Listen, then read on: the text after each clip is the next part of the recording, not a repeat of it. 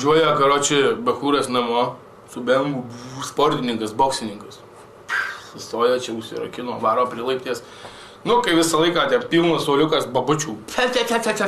Jau ten ta pisė, blėt, per tie gyvenimą visai juodai. Tas, taip žinai, eina ir girdi vieną babutę. Oi mano anūkas, oi mano anūkas, oi mano anūkas. Čia ahujienas. Tas taip laiptinės duris daro. Klausyk, sako, jau, blėt, užpisot, nahu. Kas tas tavo, sako, anūkas, blėt. Sako, karoči, pakviestų manį. Ne, sako, šiandien negaliu, rytoj galiu pakviesti, sako. Kurią valandą reikia? Bokseras stovi, man pochui, sako, kurią valandą?